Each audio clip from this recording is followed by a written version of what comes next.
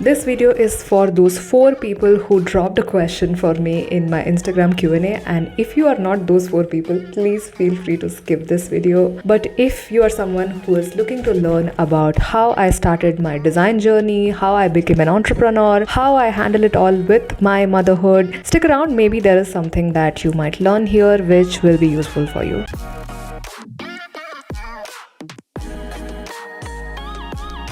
If you don't know me, hi, I'm Jayashree. I'm a brand designer. I'm a design entrepreneur based in Bangalore. I have served clients across the world. I particularly design for food, lifestyle, and luxury brands. And in today's video, I will be talking about how this journey started. So welcome to my channel and let's get into it. So this is the first question that I got. How did you transition from full-time job to freelancing? Okay, this question needs to be answered in a little bit of a story style. So let's go back to 2019 when I got married. I was working in Amazon full-time back then, and I was a production designer. And around this time, that's when I met my husband and I got married in February 2019.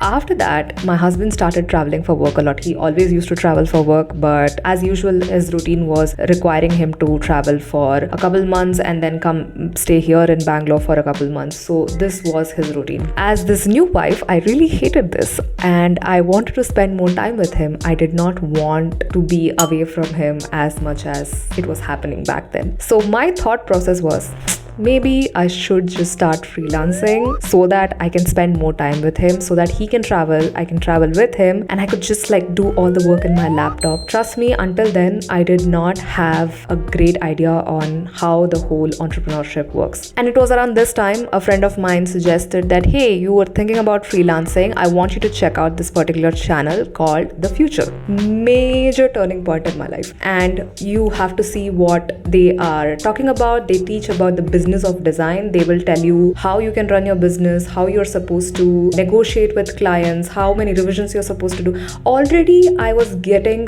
really good knowledge about the system of how to present design, how to deliver design, how many revisions I should have, what I should include in my contract. All of this was already being taught to me in the job itself. This job was teaching me in certain ways where I knew that if I applied certain systems that was already in place in Amazon, if I was able to apply that in my business, I would already look a lot more professional. But opening the doors to the Future channel was the best thing that this friend did to me. Ever since he did that, I was binging the Future content like a maniac. Every time somebody would pass through my desk or my screen, they would notice that on the corner there is a bald man with his glasses, with a whiteboard, teaching something, and they would be just really curious. They're like, who is this? What are you watching all the time? And that would be Christo. He changed my life. Again, another person who changed my life, who really taught me everything about entrepreneurship. Once I learned this, entrepreneurship was not the same for me anymore. It was not a means for me to just be more present with my husband, but it was also a means for me to become something of my own. I'm fine. It really was something that I thought I can help people with. It was something I knew I was good at, and suddenly the passion was wild. And then 2020 happened, COVID hit, we were all working from home. And it was around this time when I was really insisting to my husband that I really want to quit the job. So he and I made a plan. This was a family plan. So my husband told me, if you really want to quit your job, this is what you need to do. You need to utilize all the benefits there is from this job before you quit. Suck the cash cow dry. We decided that I will remain in the job until after my maternity leave was over. So my pregnancy was pretty much planned, and we decided that we will let the job cover all the medical expenses and the maternity leave as well. And as per plan, I was pregnant in 2021. My maternity leave started somewhere in February 2022. So between February 2022 to October 2022, I was on maternity leave, and it was around this time when I really started actively posting online to get some work for my clients. It looks like an evil plan of, just like taking everything from the corporate job and then starting your own. How thankless of you. This is not that direction. Amazon was very supportive of people who are starting things on their own, which is why they used to give a decent sum when it comes to final settlement. So I'm very thankful for the corporate job I had. It taught me a lot and it gave me a lot of love and encouragement in what I wanted to do. So this was not an evil plan to start my business.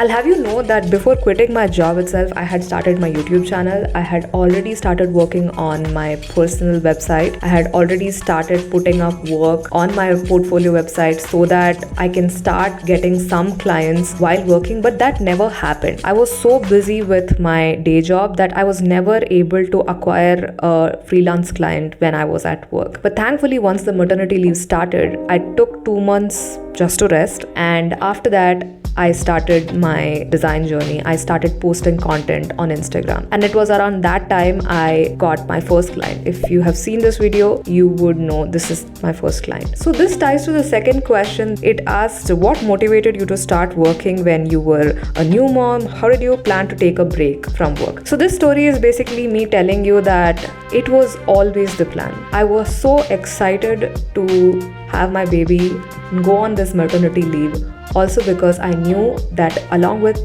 the welcoming of my baby, I would be welcoming a fresh new business. I would be turning into a full-time entrepreneur. I knew that in my gut and we both were ready. This was something that we had discussed and decided long back, and we knew that once the maternity leave is over, I'll go back to work, I'll put in my papers. On the day my work started again, that day I told my manager, hey, by the way, what is the procedure to resign and basically quit? So he's like, Jeshri, it is day 1 of your return. I have a permit. This just says I can do what I want. The beautiful part about this story is that my colleagues knew. They all knew and they were supportive. They would leave these comments, they would leave these likes like, go Jayashree, you're doing so well. And they all knew that I was going to enter the entrepreneurial force, and they were supportive. So it was not quite a surprise or shocker for them, but the fact that I did it on the day of my return, that was a little bit of a jolt for my manager.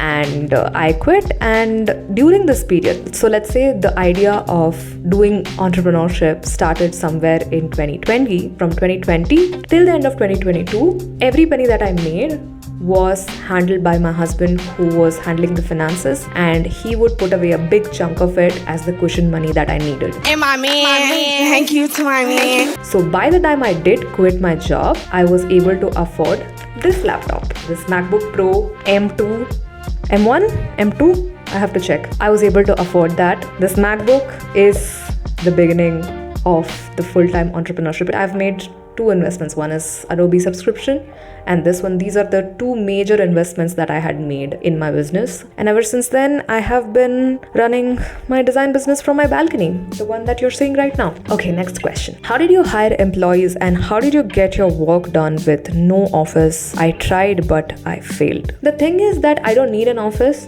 I can actually do all of this over Google Meet. I can have a call with them. I can do check-ins with them. And if I believe that their portfolio is really good, if I believe that they have done good work in the past, they ask the right questions, they understand what I need, and they listen to me, and they are dedicated to actually delivering the work on time. All of this doesn't come together at once always, okay? I have had to fire people in the past. I also make mistakes. I have had to let go of people because it was not the right fit at the right time. They had too much on their plate. They were not delivering on time. All of this has happened. You will make mistakes when you're hiring, but I realized that when I'm hiring people for actions that already are very clearly defined, like I know that in branding, this is the first step, this is the second step, this is the third step, this is the fourth step. If I'm very clear about it and I'm hiring someone, then it's very easy to delegate that work to them and give them very clear instructions. If I'm hiring for, let's say, lead generation for my business, where I really have no clue